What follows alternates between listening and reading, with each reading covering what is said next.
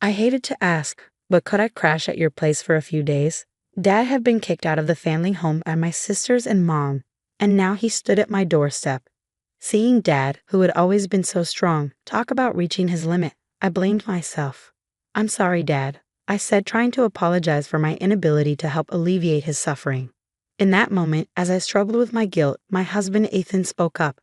"Let's live with your father-in-law. Are you sure?" I turned to Ethan, surprise evident in my voice. Dad, too, could barely hide his shock, his eyes wide open. "My name is Emily, and I'm 26 years old. Ethan and I started dating in college, and we got married 2 years ago. Our days are filled with a fulfilling work-life balance. Ethan is my best supporter, always by my side. I never thought I'd find someone who gives me such confidence, let alone marry them." As the youngest of 3 sisters, I grew up in an environment where I could never go against my mom and my sisters. I was always the last one in line for attention from mom, and also the lowest in rank among my sisters. Every time I voiced an opinion, sharp words would come flying back at me.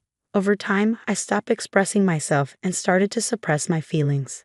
I bore the treatment of being treated like a servant by my mom and my sisters without complaining.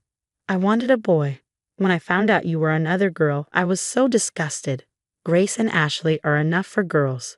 You're an unwanted child, and yet here you are in his house. If you want to stay here, you have to work. Mom often belittled me like this.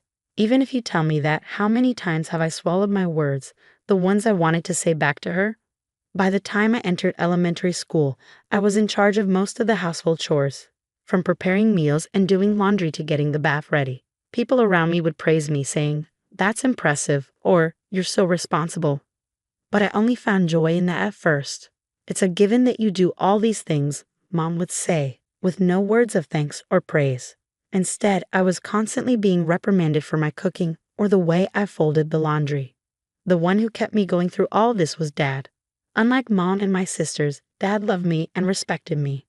As the only man in the family, Dad was not well liked by Mom and my sisters, and his power within the family was as low as mine. But he always stood up for me. "I'm sorry, Emily, you always have to put up with so much. If only we could all live in harmony." Dad would often hold me tight and say these things. Despite his early mornings and late nights for work, Dad would always spend his days off with me, fulfilling Mom and my sisters' demands together. And he always listened to my feelings and accepted my words. But my mom and her cohorts didn't seem to like that. "There's no one to protect you today," they'd tell me, pushing more chores onto me. They'd hurl harsh words at Dad too, such as, "For a man, low income," and my sisters would follow their lead, laughing and saying, "Disgusting," and "Don't open your mouth." So no matter how much Dad tried to be a pillar of support, I was becoming increasingly frail. Noticing my distress, Dad said something to me when I entered high school.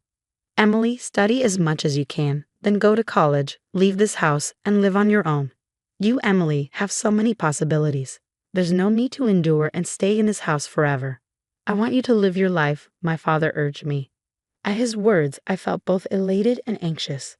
At the time, my eldest sister Grace, 6 years older than me, was attending a private university, and Ashley, 4 years older, was at a vocational school.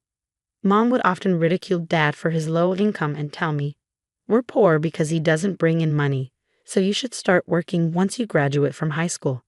Because of this, I believed our family was financially struggling. Despite that, I worried if Dad was pushing himself too hard by telling me to go to college and live on my own. But Dad insisted, "There's no need to worry about money. I feel responsible for making you suffer so much. That's why I don't want you to endure any longer." "Dad," I said, "this is a request from your father. You don't have to worry about anything. Just go to the university you want, study what you want, find what you love to do. I want you to lead a happy life to make up for the hardship you've been through." I could feel his strong resolve as he gripped my shoulder, his eyes moist with tears. From then on, I devoted myself to the studies I had neglected, juggling the overbearing instructions from my mom and sisters. I spent all my remaining time studying at my desk.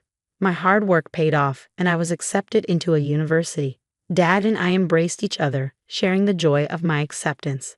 I kept it a secret from Mom and my sisters until the last minute, only announcing my plans to go to college and live alone on the day I was moving.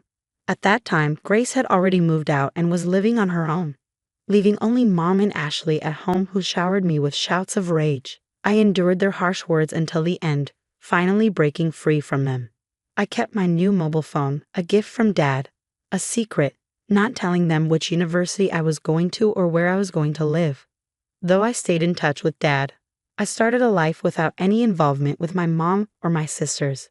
But just because I escaped from them didn't mean my university life was smooth sailing. I wasn't used to speaking my mind, and as a timid person, I was somewhat invisible in my department, unable to make friends. Then Ethan reached out to me. "What do you think, Emily?" I was surprised when Ethan, the bright and central figure of the group, spoke to me. I was already uncomfortable speaking in front of people, and being put on the spot left me speechless. But Ethan pressed me. "You have thoughts, right? Share them. We won't know unless you say something," he said. Initially, I thought of Ethan as pushy and inconsiderate. But as time passed, I came to see the kindness in Ethan, how he respected people's opinions. Thanks to Ethan, I started to make friends. Before long, I found myself drawn to him, and by our 3rd year, our relationship had progressed to dating. When I started dating Ethan, Dad excitedly congratulated us. And when I found a job, when Ethan and I decided to move in together, and when we decided to get married, Dad celebrated my happiness as if it was his own. But I had always been worried about Dad. Since starting university, I hadn't been home and hadn't seen Dad even once. We stayed in touch, but I was still concerned. Dad was living at that place with Mom and the others. I had no doubt he was still enduring snide comments from Mom and Ashley, still spending his days under their domineering instructions. "Dad, I'm happy today because of you. Back then, I was powerless and always needed your help. But things have changed. I'm working now, and I'm married. I have someone who supports me, so now it's my turn to help you. Please let me know if you're in any trouble." I told him I announced my marriage. Having learned the importance of expressing my feelings to others since being with Ethan, I was finally able to put into words why I had never been able to tell Dad before. "Thank you," Dad replied, but until now, 2 years later, Dad never asked me for help. Furthermore, recently, I heard that Grace, who was supposed to be living alone, quit her job and returned to her parents' house. My worry for Dad had only increased. Then, one day, the doorbell rang just as I was confiding in Ethan about how worried I was about Dad. December was almost over, and even though it wasn't even 4 p.m., it was already getting dark outside. We had no scheduled deliveries, so we were surprised when we looked at the screen of the intercom. The person shown by the camera was none other than Dad. I rushed to the front door and opened it, seeing Dad for the first time in 8 years. His cheeks were hollowed out, and there was more white than black in his hair. He looked visibly unwell. I instinctively knew that his sudden visit without any notice wasn't for a casual reason. "Dad, what's happened?" "Please come inside. It must be cold outside," I said, concerned. Dad was wearing trousers and a long-sleeve shirt, even in December. He seemed too thin, and I wondered why he would be outside dressed like that. But the reason was revealed from Dad's mouth. Dad was kicked out of the house by Mom and the others, he said, his voice heavy with sadness. He told me to go buy dessert, so I went to the nearby convenience store. But when I came back, the house was locked. I asked them to open up, but they told me not to come back and didn't let me in. "What?" I exclaimed, shocked by what I was hearing. I left the house without my phone or jacket, but I waited for several hours, and they didn't seem to let me in. Dad added, rubbing his cold body as he told us about what happened that day. I quickly made some hot tea and gave it to Dad. He held the cup of tea with both hands to warm up and muttered softly, "I might not be able to go back to that house again." "Why?" I asked, concerned. Ever since Grace came back, Mom and the others' attitude got even worse. I was feeling at my limits too, and then they did this to me. I don't even have the energy to go back. I think I should look for a monthly apartment and think about what to do in the future, Dad explained. "I'm sorry, but could I stay here for a few days? I'll leave as soon as I find an apartment," he added, his voice filled with weariness. I was worried, but I hadn't imagined it was this bad. Dad, who never complained before, was talking about his limits. "I'm sorry, Dad." I began ready to apologize for knowing about his troubles and not being able to do anything when Ethan spoke up. "Let's live with your father." Ethan raised his voice. "Are you sure?" I turned to my husband in surprise. Dad, too, unable to hide his surprise, opened his eyes wide.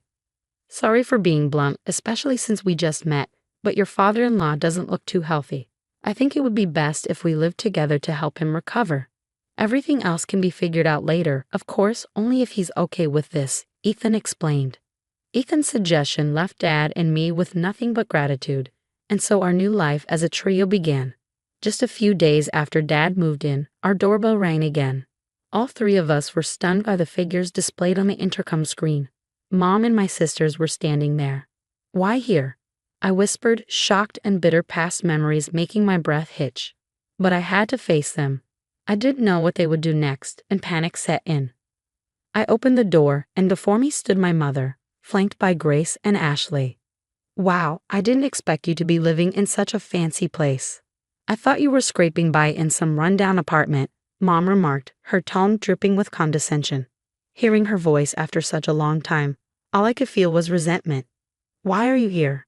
I asked, trying to keep my tone steady despite the turmoil brewing within me. "Your father's mobile had your address in it." I had no idea Emily even had a mobile phone. "Why would you give him your contact info but not us? Are you honoring the wrong person?" Grace interjected arrogantly, looking down at me, just as she always did. After Mom's words, seeing Grace like this, Mom smiled, satisfied, and spoke again. "Well, never mind. Is your father here?" "We're having some trouble without him," she said. There were no signs of actual distress on their faces. All three of them were smirking. "In trouble? But you're the ones who kicked him out," I retorted, my irritation mounting with each word. "You've become quite sassy, haven't you?" "So is he here?" "Move aside," Mom demanded, her typical overbearing tone evident in her condescending remarks about me. "No," I responded firmly, fueled by Ethan's support and my own newfound strength. It would have been impossible in the past, but I had changed, all thanks to Ethan. Mom's irritation became apparent as she raised her voice. "When did I ever give you permission to talk back?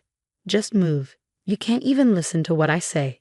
"I'm not the same person I used to be. I won't be pushed around by you, Mom," I refused firmly, Ethan coming up beside me, trying to shoo Mom and the others away.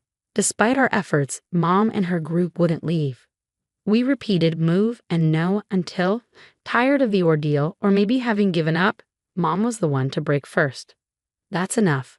I don't want to hear any more from you. If you won't move, can you at least let us know when the money will be deposited in our account?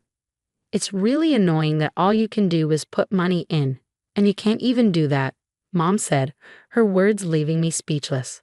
How did she think she's been able to live without working? My anger reached its peak. From now on, Dad will be living with us. Dad and I will no longer be pushed around by you guys. Please divorce Dad and stop causing him pain, I declared, unable to hold back my words any longer. But the response from my mom was something I hadn't anticipated. I hadn't anticipated Mom's reaction. "Don't make it sound like I'm the bad guy. I've been kind enough to stay as a family with a man like him, who is low income and can't do a thing. You should be thanking me," Mom said, her words cutting deep. "What?" I gasped, stunned by her audacity. "You're just like your dad, a low-income loser acting high and mighty. But in the end, all you're doing is licking each other's wounds," Mom continued, her tone dripping with disdain. I felt like I was about to lose control. At Mom's words, I was on the verge of raising my voice, of lashing out, but then my husband spoke up.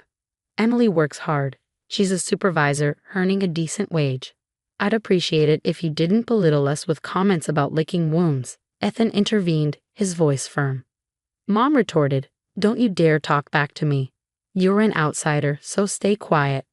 That's when Dad, who should have been in the living room, was suddenly at my side, addressing Mom. "I've heard enough. We can't impose on Emily and Ethan anymore. Let's get a divorce," Dad declared, surprising everyone. "Dad," I exclaimed, shocked by his sudden proclamation. But my sisters chimed in with approval. That's fine. We don't need a creepy guy like you," one of them called out. Encouraged by my sisters, Mom agreed, "That's fine by me." I was dumbfounded by how quickly things had been resolved, but the peace didn't last long. "But there's one condition. Hand over that house to me, then I'll give you your divorce." Mom laid out her demand, revealing her greed. I couldn't believe it. How greedy could this woman be? But Dad quickly agreed to Mom's demand. "Dad, are you sure?" I asked, shocked by his compliance. "If that's all it takes to get a divorce, it's a small price to pay," Dad replied, smiling at me reassuringly before turning back to Mom with a serious expression. I'll do as you ask. Leave for today. I'll come over tomorrow. With that, Dad sent Mom and my sisters home. They continued to belittle me until the end, but I didn't care.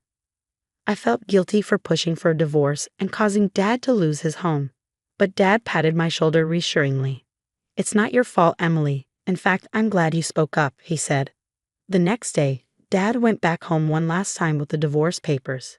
He made Mom fill out the divorce application, handled some paperwork, and packed his belongings. When Dad returned from our family home, he looked somehow lighter. It was sad to see the house go to Mom and my sisters, but if Dad felt relieved, I was okay with it. A few months later, Dad told me what had happened to Mom and my sisters. They had taken the family home as part of the divorce settlement and planned to live lavishly by selling it. However, the house was old and the location wasn't great. They couldn't sell the house or land for much, and demolition costs ate into the proceeds. In the end, they were left with almost nothing. Now without a home or savings, Mom didn't work, and neither did Grace or Ashley have stable jobs. And with Dad gone, the same Dad they ridiculed for his low income status while they leaned on him for living expenses, the trio found themselves in dire straits. They tried seeking help and showed up at our house several times, but we never opened the door to them. Still, they refused to give up, causing commotion at the front porch. I finally had to tell them through the intercom, if you make any more noise, I'll call the cops. Now it seems they're barely managing, renting an apartment that's too cramped for three. Even Mom, who never worked before, was seemingly forced to get a job. That's how desperate they were. Despite all the times they made fun of Dad and me as a trio, they now seem to be constantly bickering among themselves, blaming each other for their current circumstances. People rarely change. With neither Dad nor me around anymore, the ones I used to ridicule, they can't help but find someone else to target. It seems they're destined to lead lives filled with both physical and emotional poverty. Meanwhile, our lives have taken the polar opposite trajectory. Despite all their mockery about Dad being low income, he had actually been trading stocks for years, amassing a fortune. We only learned about this after the divorce was finalized. Dad feared that if any information leaked out, the trio would try to seize his assets, so he had decided not to mention it until the divorce was over. That's probably why he didn't mind giving up the family home. Now we're living comfortably in a new house that Dad built with his wealth. He quit his job to focus on his stocks. My husband and I have jobs too, so we're not struggling financially. We support each other while each maintaining our own financial independence. We hope to build a loving family that we couldn't have when we were young from here on out.